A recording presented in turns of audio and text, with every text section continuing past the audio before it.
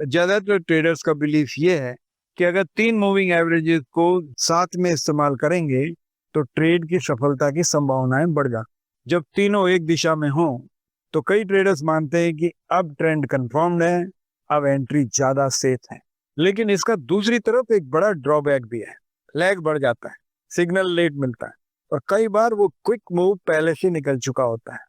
यही वजह है कि कुछ ट्रेडर्स मानते हैं कि बहुत ज्यादा फिल्टर लगाने से अपॉर्चुनिटी हाथ से निकल जाती है। फिर कौन सही है, आइए देखते हैं।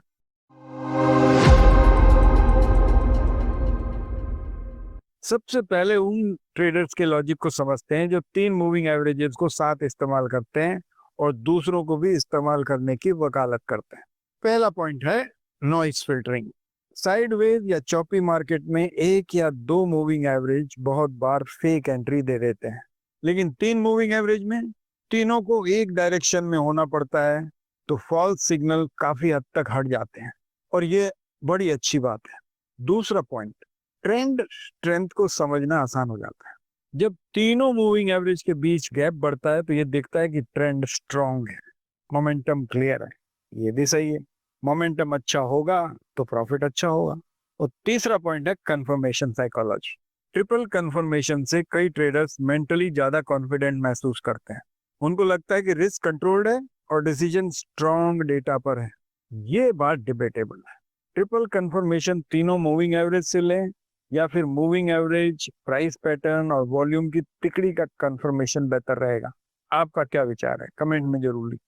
अब देखते हैं कि इस 3 मूविंग एवरेज के सबसे पॉपुलर कॉम्बिनेशन कौन कौन से हैं।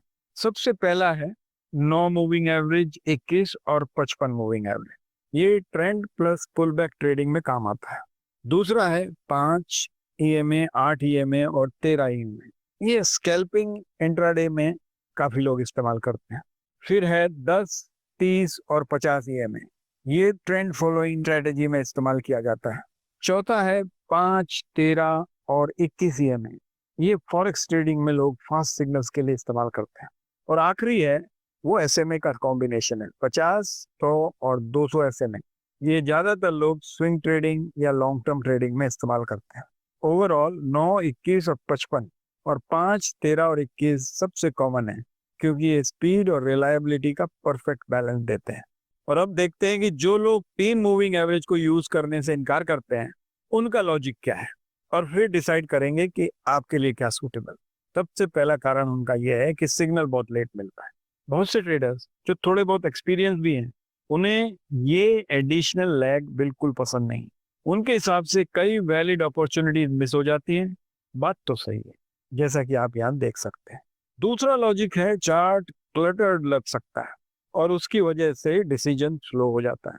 हो सकता है कुछ लोगों को 3 मूविंग एवरेज की वजह से चार्ट क्लटर्ड लगता हो, लेकिन ये बात बड़ी डिबेटेबल है। मुझे तो ऐसा नहीं लगता है। तो अब 3 मूविंग एवरेज इस्तेमाल करें या ना करें, जवाब आसान है। अगर क्विकली इसके फायदे और नुकसान का कंपैरिजन करके देखें तो आपकी ट्रेडिंग स्टाइल के लिए कौन सा ज्यादा सूटेबल है इसका अंदाज आप खुद लगा सकते हैं।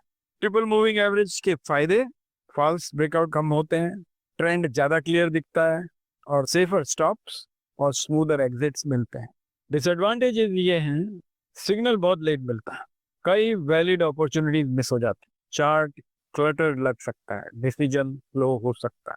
तो दोस्तों यही रीजन है कि कुछ ट्रेडर्स 3 मूविंग एवरेज के फैन हैं, लेकिन कई स्मार्ट ट्रेडर्स मानते हैं कि ज्यादा फिल्टर्स इक्वल टू कम ट्रेड इक्वल टू कम अपॉर्चुनिटीज। चॉइस आपकी है। अब सवाल ये है कि क्या एक सिंपल सेटअप आपको ज्यादा प्रॉफिट दे सकता है बिना चार्ट को हैवी किए हुए। यही बात हम अगली वीडियो में बेहद सरल तरीके से डिकोड करेंगे। तो आइए मिलते हैं फिर अगले वीडियो में।